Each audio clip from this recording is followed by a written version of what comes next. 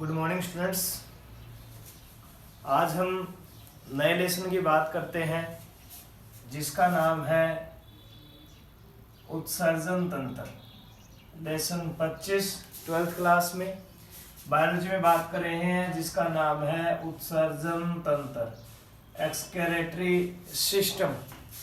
मनुष्य के उत्सर्जन तंत्र की बात करेंगे इस लेसन के अंदर। हमें उत्सर्जन तंत्र में वृक्क का अध्ययन किया जाता है, किडनी का अध्ययन किया जाता है। इसके अलावा इसमें मूत्र निर्माण की क्रिया और मूत्र जो है वो किस नलिका में बनता है, किस प्रकार उसे बाहर त्यागा जाता है, इस प्रकार का अध्ययन हम इस उत्सर्जन तंत्र में करेंगे। सबसे पहले हम बात करते हैं परिभाषा की। उत्सर्जन होता क्या है? उत्सर्जन का मतलब होता है कि हमारे शरीर में जो नाइट्रोजनी अपशिष्ट पदार्थ होते हैं, नाइट्रोजनी अपशिष्ट पदार्थ का मतलब होता है जिसमें नाइट्रोजन होती है, वो अपशिष्ट पदार्थ जो हमारे शरीर के लिए हानिकारक है उन्हें शरीर से बाहर निकालना क्या कहलाता है? उत्सर्जन कहलाता है। हम परिभाषा लिखते हैं, देखिएगा। नाइट्रोजन युक्त उपापचयी अपशिष्ट पदार्थों को शरीर से बाहर निकालने की क्रिया।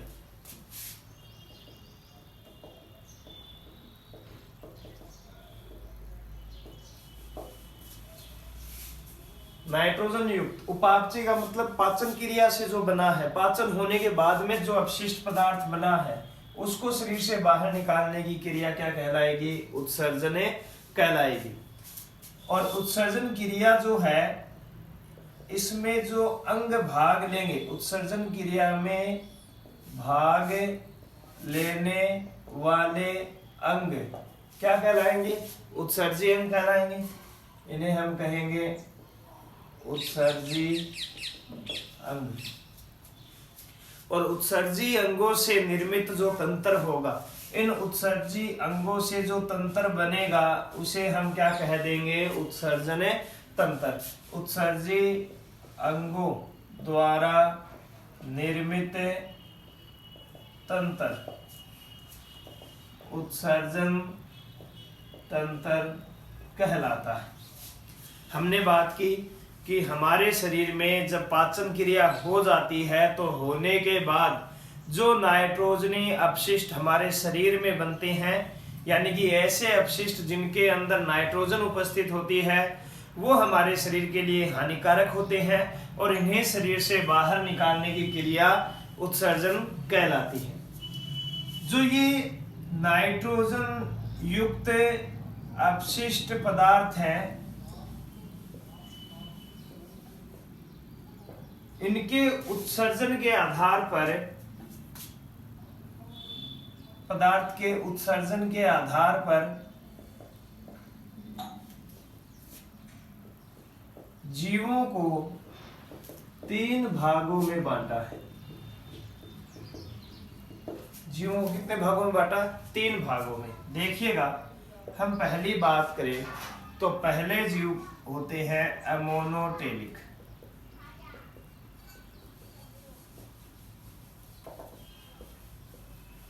अमोनोटेलिक नाम से स्पष्ट है। अमोनो का मतलब आप लेंगे अमोनिया से। वे जीव जो मुख्य नाइट्रोजनी अपशिष्ट के रूप में अमोनिया का त्याग करते हैं, जो नाइट्रोजन अपशिष्ट के रूप में अमोनिया का त्याग करते हैं, उन जीवों को हम क्या कह देते हैं? अमोनोटेलिक कह देते हैं। यानी कि जो मूत्र के साथ है या मूत्र के साथ है नाइट्रोजन अपशिष्ट के रूप में अमोनिया त्यागते हैं। अमोनिया का सूत्र स्थली होता है। अमोनिया को त्यागते हैं, उन्हें हम क्या कह देते हैं? अमोनोटेलिक कह देते हैं। ये जो जंतु होते हैं, इन जंतुओं में जो अमोनिया का निर्माण होता है, अमोनिया का निर्माण किसके द्वारा होता है? तो आपने क्रिया पढ़ी है एमिनो अम्ल के विएमिनीकरण द्वारा। एमिनो अम्लों के विएमिनीकरण द्वारा किसका निर्माण होता है? अमोनिया का निर्माण होता है। यानी इन जीवों में एमिनो अम्लों का विएमिनीकरण होता है, जिसके फलस्वरूप किसका निर्माण होता है? अमोनिया का निर्माण होता है। इसलिए इस प्रक्रिया को अमोनिया के साथ नाइट्रोजन अपशिष्ट के रूप में अमोनिया का उत्सर्जन करना अमोनोटेलिज्म कहलाता है। ध्यान रखना, अमोनोटेलिज्म, या इसे अमोनिया उत्सर्जीकरण कहते हैं। अमोनिया उत्सर्जीकरण। अमोनोटेलिक मूत्र के साथ में नाइट्रोजन अपशिष्ट के रूप में अमोनिया का त्याग करने वाले जीवों को तो क्या कहेंगे? अमोनोटेलिक। और अमोनिया त्यागने की जो क्रिया होगी उसे कहेंगे अमोनोटेलिज्म या फिर अमोनिया उत्सर्जीकरण। इसी प्रकार अमोनिया का जो निर्माण होगा इन जीवों में वो एमिनो अम्लों के विएमिनीकरण द्वारा होगा। जो अमोनिया होता है ये जल में घुलनशील होता है। जल में क्या होता है? घुलनशील होता है। जल में घुलनशील होता है, तो इसका जो त्याग होगा वो जल के द्वारा ही होगा। यानी कि मैं कह सकता हूं कि इनका जो निष्कासन होगा वो अधिक जल की उपस्थिति में होगा। अधिक जल की उपस्थिति में अमोनिया का जो निष्कासन होगा, अमोनिया जो है वो मूत्र के रूप में बाहर त्यागी जाएगी, तो वो अधिक जल की उपस्थिति में त्यागी जाएगी। इसलिए हम कह सकते हैं कि जो ज्यादा जलीय जीव हैं, अधिकांश जलीय जीव क्या होंगे? अधिकांश जलीय जीव ही क्या होंगे? अमोनोटेलिक होंगे। जो पानी में ही रहते हैं वही अमोनोटेलिक होंगे लगभग। ज्यादातर की बात कर रहा हूं मैं, सभी की बात नहीं कर रहा हूं, क्योंकि वो जल में रहते हैं और जल को ग्रहण करते रहते हैं, तो उनमें जो है अमोनिया जो है वो त्यागा आसानी से त्यागा जा सकता है। तो इसके एग्जाम्पल की हम बात करें तो जैसे कि प्रोटोजोआ है, पोरीफेरा है, संघ की बात कर रहा हूं मैं, फाइलम की। पोरीफेरा संघ है, सिलेंट्रेटा है, इसके अलावा एनेलिडा है, जलीय ऑर्थोपोड, जो वे ऑर्थोपोडा के जंतु, ऑर्थोपोडा संघ के वे जंतु जो जल में है, जलीय ऑर्थोपोडा या जलीय ऑर्थोपोड बोल देते हैं इनको।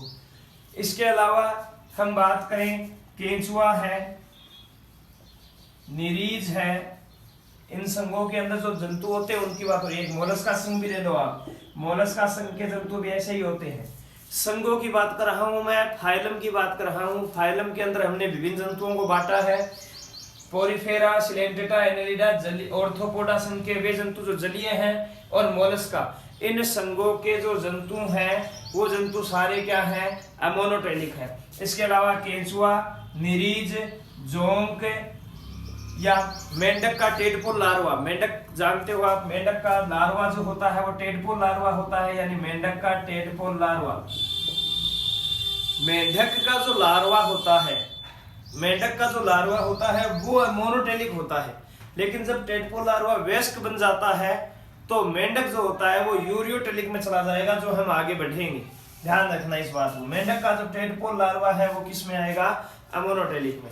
ठीक है। इसके बाद में अगर बात करें हम एलवण जलीय मछलियां, जो एलवण जलीय, एलवण का मतलब जो नदी वगैरह है, मीठे जल वाली मछलियां जो हैं वो किस में आएगी? वो इसी में आएगी, यानी वो क्या है? अमोनोटेलिक है। ठीक है। जोंक हो गया, निरीज हो गया, मगरमच्छ, मगरमच्छ किस में आएगा? इसी के अंदर आएगा। तो ये हमने कुछ बात की जो क्या है? अमोनोटेलिक जंतु है, इनका हमने एग्जाम्पल पढ़े। अमोनोटेलिक का मतलब जो अमोनिया का त्याग करेंगे। नेक्स्ट बात करते हैं, दूसरा जो है वो है यूरियोटेलिक। दूसरे की बात करें, यूरियोटेलिक, नाम से स्पष्ट है, ये जंतु किसका उत्सर्जन करेंगे? यूरिया का उत्सर्जन करेंगे, यानी मूत्र के रूप में किसका उत्सर्जन? यूरिया का। और जो यूरिया को उत्सर्जित करने की जो प्रक्रिया है उसे हम बोलेंगे यूरियोटेलिज्म। हिंदी में बोलेंगे यूरिया उत्सर्जीकरण, यूरिया उत्सर्जीकरण। नाइट्रोजन अपशिष्ट के रूप में यूरिया का उत्सर्जन करना यूरिया उत्सर्जीकरण या यूरियोटेलिज्म कहलाता है। और जो जंतु ऐसा करते हैं उन जंतुओं को हम यूरियोटेलिक कहते हैं।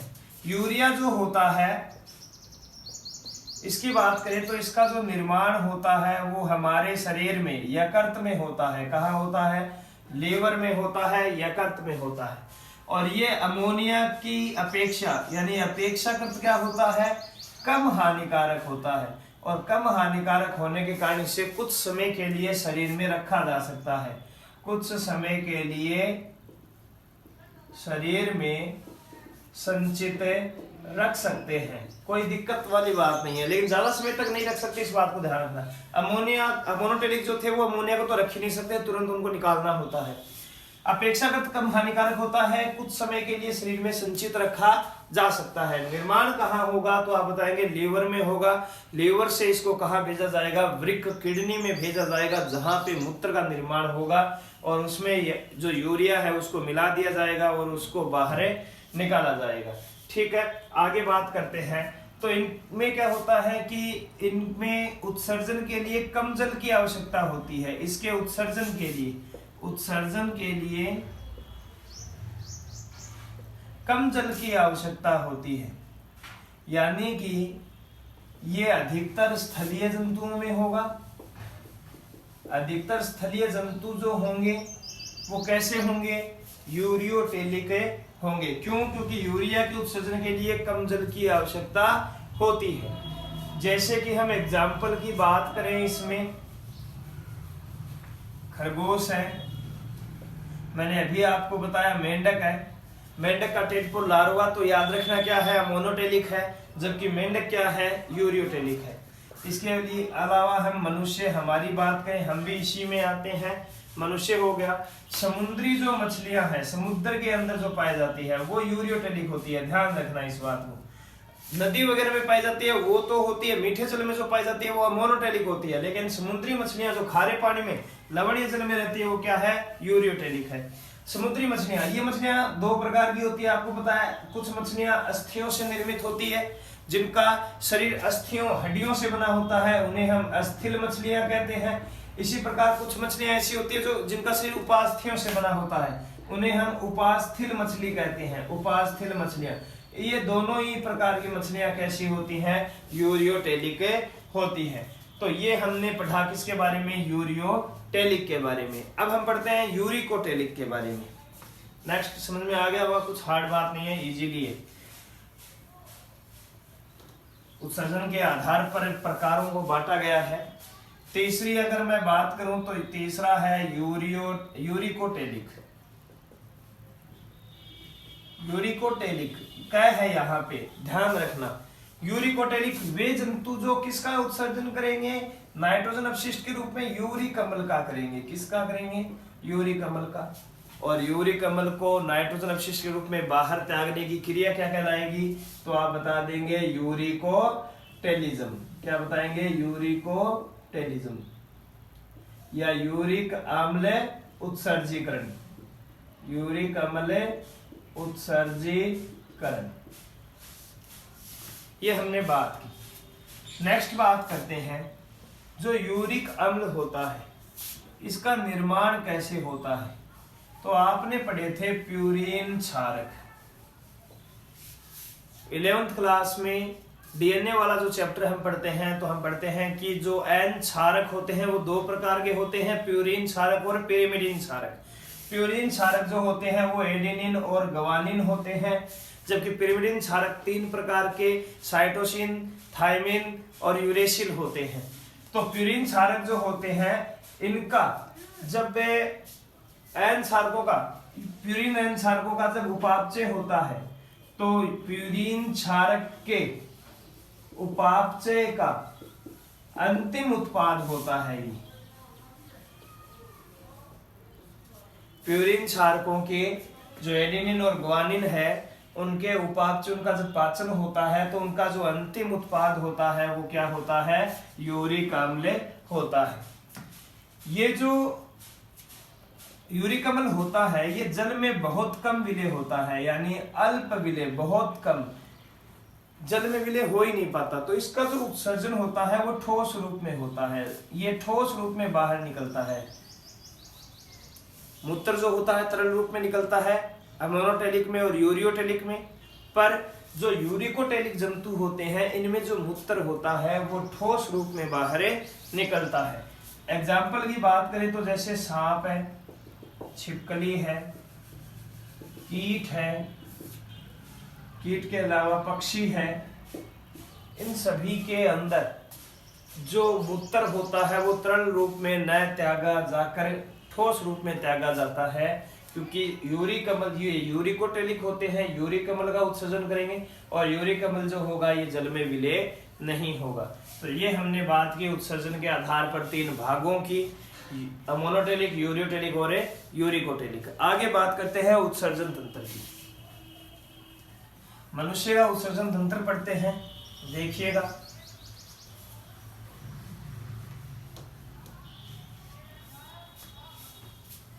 मनुष्य का उत्सर्जन तंत्र, मैंने आपको बताया था तंत्रों के अंदर 2 प्रकार के प्रश्न, चाहे कोई भी तंत्र हो उसका या तो संरचना पूछेगा या कार्य प्रणाली पूछेगा। सबसे पहले हम इसकी संरचना की बात करेंगे, उसके बाद में कार्य प्रणाली में मूत्र निर्माणी क्रियाविधि को पढ़ेंगे। सबसे पहले उत्सर्जन तंत्र होता कैसा है उसकी बात करते हैं। तो उत्सर्जन जो तंत्र होता है इसमें 4 संरचनाएं भाग लेती है। पहली होती है वृक्क, जिसे हम किडनी भी बोल देते हैं। दूसरी आप कहेंगे मूत्र वाहिनी। तीसरी आप बात करेंगे मूत्राशय और चौथा हम पढ़ेंगे मूत्र मार्ग। इन 4 संरचनाओं की बात करेंगे। मैं यहाँ पे उत्सर्जन तंत्र को बना रहा हूं, देखिएगा।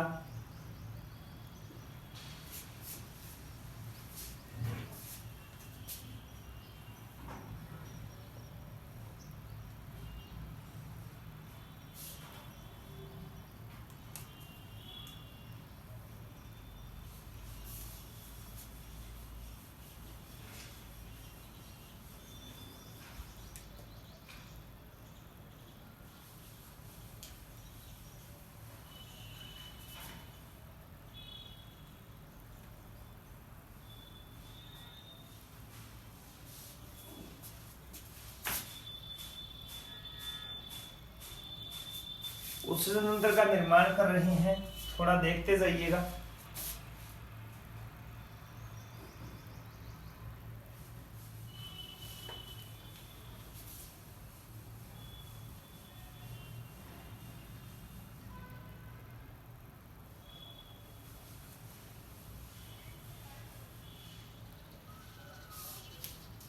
यहां पे इसे महाधमनी और महाशिरा कहते हैं। ये वृक्क है, दायां वृक्क है, बायां वृक्क है। यहां पे मैं बना रहा हूं मूत्र वाहिनी।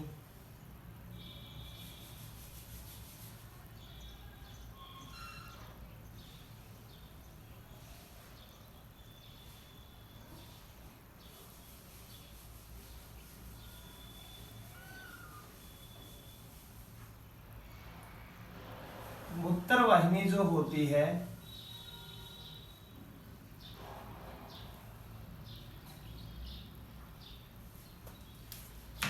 देखिएगा, इसको बोला गया है मूत्र वाहिनी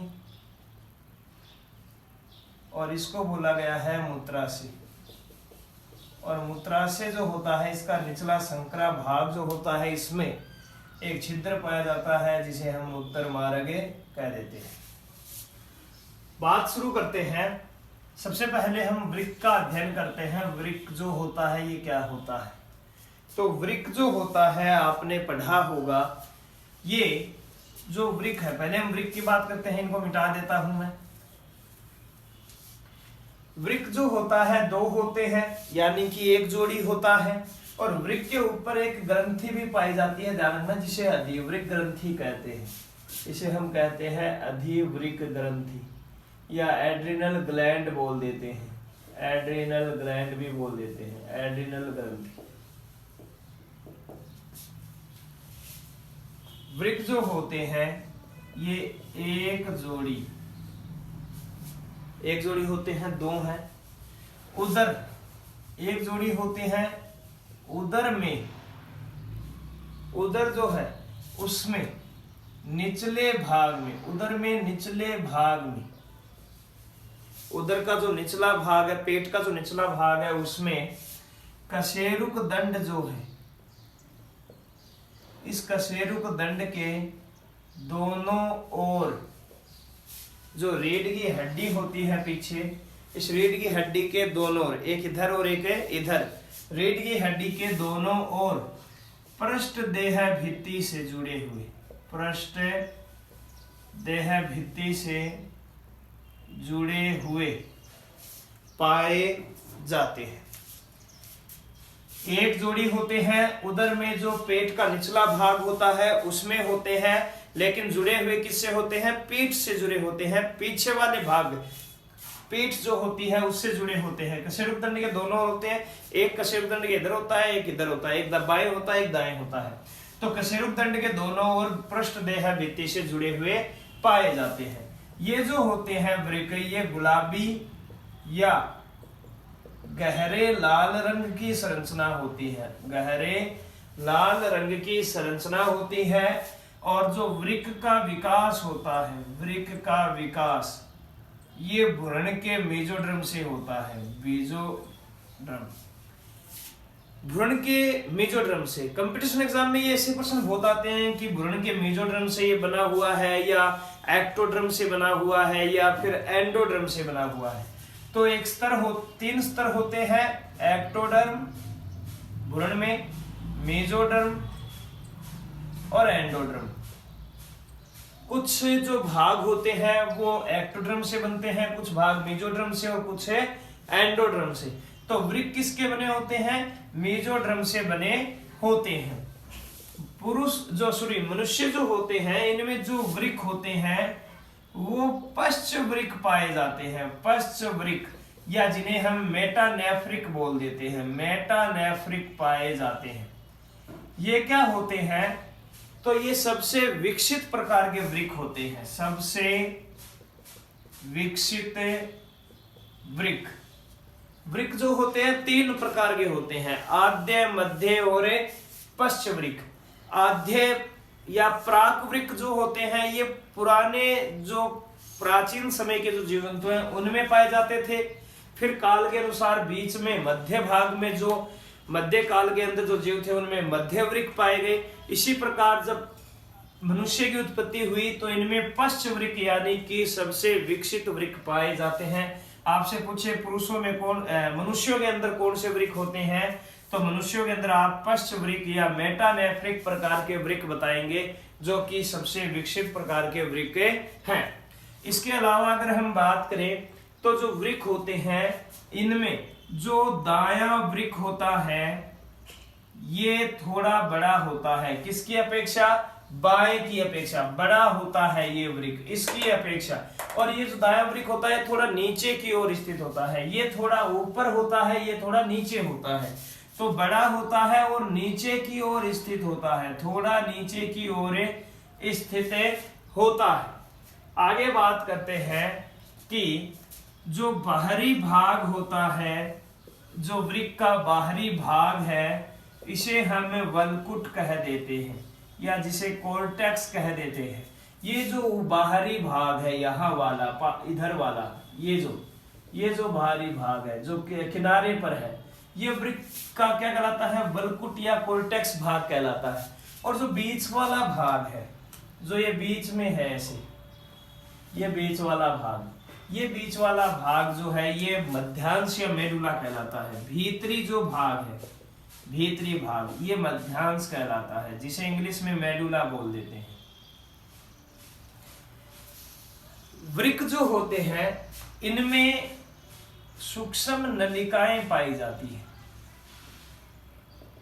जो 10 से 12 लाख की संख्या में होती है। इन सूक्ष्म नलिकाओं को हमें वृक्काणु या नेफ्रॉन या वृक्क नलिका कह देते हैं। वृक्क में सूक्ष्म नलिकाएं 10 से 12 लाख की संख्या में, एक वृक्क की बात कर रहा हूं मैं, एक वृक्क में 10 से 12 लाख की संख्या में वृक्काणु, नेफ्रॉन या वृक्क नलिका कह देते हैं।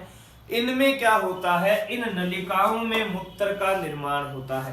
इन नलिकाओं में क्या होता है, मूत्र का निर्माण होता है। इसलिए वृक्क की जो वृक्काणु होते हैं इन्हें वृक्क की संरचनात्मक और क्रियात्मक इकाई कह देते हैं। क्या कह देते हैं, संरचनात्मक और क्रियात्मक इकाई कह देते हैं। किसे, वृक्काणु, नेफ्रॉन या वृक्क नलिका को। तीन नाम आपको दिखाई दे रहे हैं, बात एक ही है, चीज एक ही है। नलिकाएं हैं, सूक्ष्म नलिकाएं होती हैं जिन्हें वृक्काणु, नेफ्रॉन या वृक्क नलिका कह देते हैं।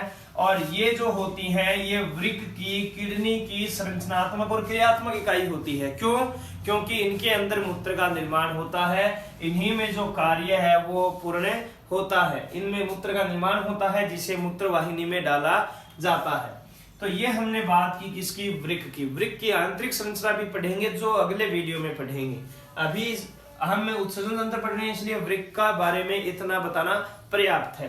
अब हम बात करते हैं दूसरे की, वृक्क मूत्र वाहिनी की, दूसरे भाग की जिसका नाम है मूत्र वाहिनी।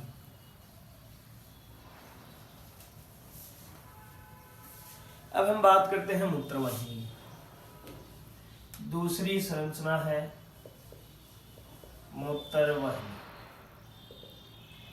मूत्र वाहिनी आपको दिखाई दे रही है, ये है, सुनिएगा।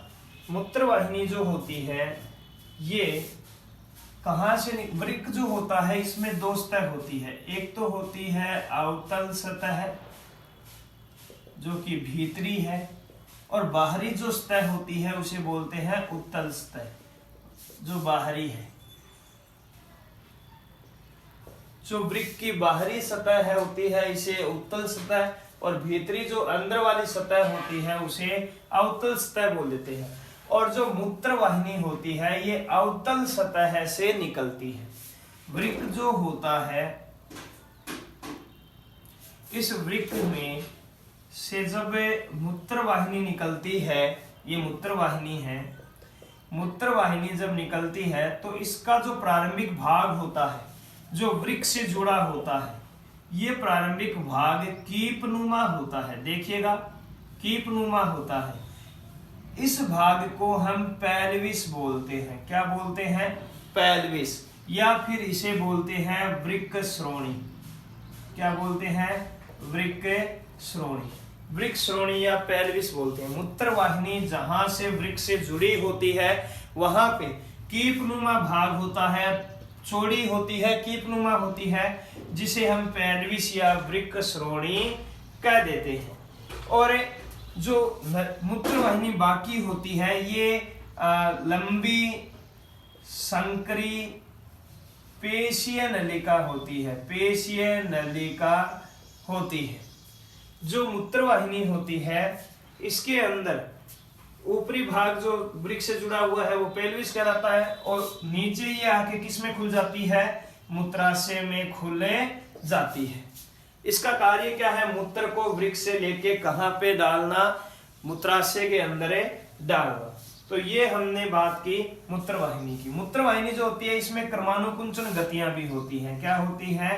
कर्मानुकुंचन गतियां, कर्मानुकुंचन तरंगे उत्पन्न होती हैं, कंपन होते हैं एक प्रकार के। इनसे क्या होता है? कंपन ये इस प्रकार से होते हैं इसमें, जिसके माध्यम से क्या होता है? मूत्र जो होता है वो आगे की ओर बढ़ता रहता है, रुकता नहीं है। इसलिए इसमें कर्मानुकुंचन तरंगे उत्पन्न होती है, कंपन होते हैं, जिससे मूत्र जो है वो मूत्राशय में आसानी से पहुंच जाए।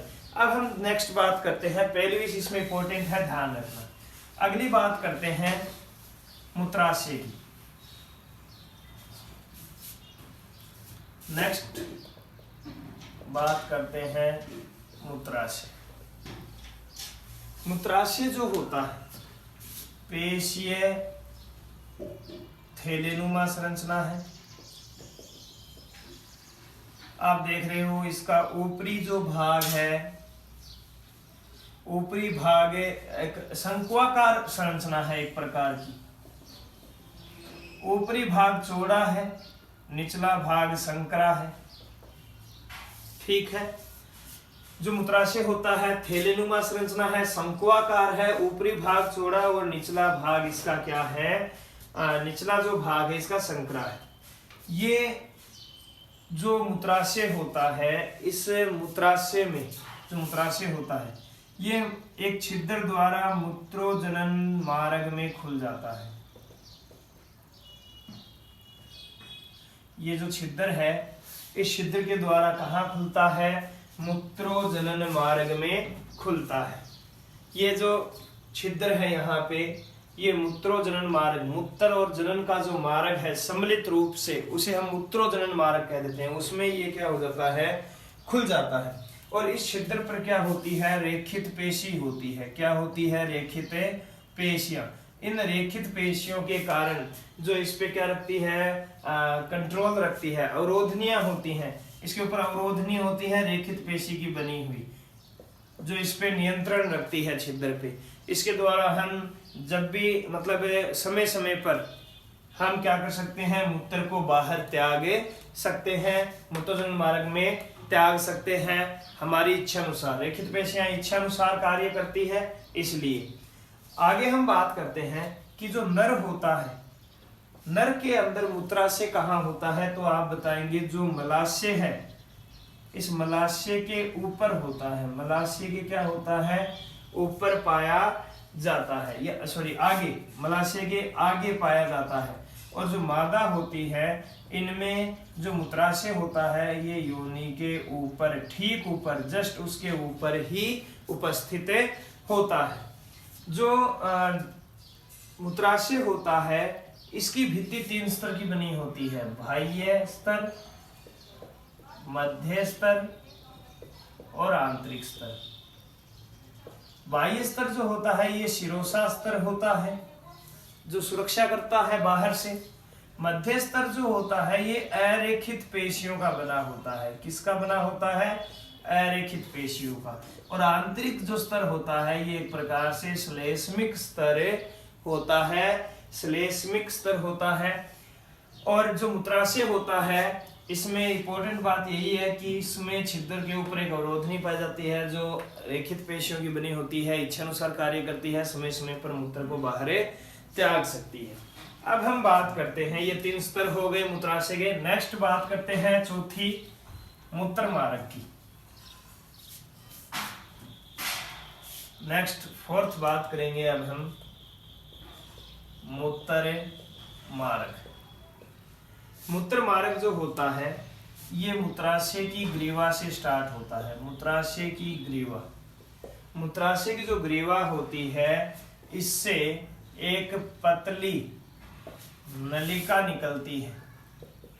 इस नलिका को ही हम क्या कहते हैं, मूत्र मार्ग कहते हैं। मूत्राशय की जो ग्रीवा है इसको हम ग्रीवा कहेंगे।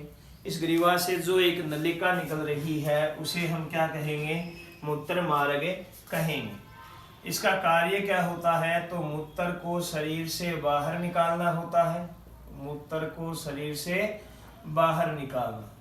हम बात करें मादाओं में, तो मादाओं में जो मूत्र मार्ग होता है ये 4 सेंटीमीटर लंबा होता है। क्या होता है, 4 सेंटीमीटर लंबा होता है। और ये सिर्फ किसका त्याग करता है, मूत्र का त्याग करता है। इनमें जनन छिद्र जो होता है वो योनि के रूप में अलग होता है। मूत्र मार्ग जो होता है इसके द्वारा सिर्फ मूत्र का त्याग किया जाता है। अब हम बात करते हैं नर में। नर में अगर हम बात करें तो नर के अंदर जो मूत्र मार्ग होता है 15 सेंटीमीटर लंबा होता है। और इसमें इसके द्वारा मूत्र और वीर्य दोनों का त्याग किया जाता है। दोनों का त्याग इसी एक रास्ते, इसी एक मार्ग द्वारा किया जाता है। जो मूत्र मार्ग होता है ये शीशन में खुलता है, इसे पेनिस भी बोल देते हैं। और ये जो पेनिस होता है ये 3 भागों में विभक्त होता है। 3 भाग होते हैं इसके। पहला जो भाग होता है वो होता है प्रोस्टेट भाग या यूरिथ्रल भाग बोलते हैं इसको। इस भाग में क्या होता है, ये जो भाग होता है ये 2.5 सेंटीमीटर का होता है। और प्रोस्टेट ग्रंथि जो होती है उस प्रोस्टेट ग्रंथि के मध्य से गुजरता है। प्रोस्टेट ग्रंथि के मध्य से गुजरता है। शुक्र वाहिनी जो होती है उसी में आकर खुलती है, इसी भाग में। दूसरी हम बात करें तो झिल्लीमय भाग होता है। ये भाग जो होता है ये प्रोस्टेट ग्रंथि और शीशन के मध्य का भाग होता है। प्रोस्टेट ग्रंथि और शीशन जहां से स्टार्ट होना शुरू होता है उसके बीच का भाग होता है। और तीसरी अगर हम भाग की बात करें तो उसे शीशनी भाग कहेंगे। ये पूरा का पूरा कितना होता है 15 सेंटीमीटर। शीशन पेनिस बोल देते हैं इसको। और ये शीशन मुंड के रूप में, शीशन मुंड के रूप, छिद्र के रूप में, मतलब एक छिद्र के रूप में क्या होता है शरीर से बाहर खुलता है। तो ये हमने बात की किसकी, मूत्र मार्ग की। मादाओं के अंदर सिर्फ मूत्र का त्याग किया जाएगा, लेकिन जो नर होते हैं उनमें मूत्र और वीर्य, स्पर्म जो शुक्राणु होते हैं, दोनों का निष्कासन इसके द्वारा किया जाएगा। ये हो गया आपका उत्सर्जन तंत्र। कल हम पढ़ेंगे जो वृक्क है उसकी आंतरिक संरचना और इसकी कार्य प्रणाली।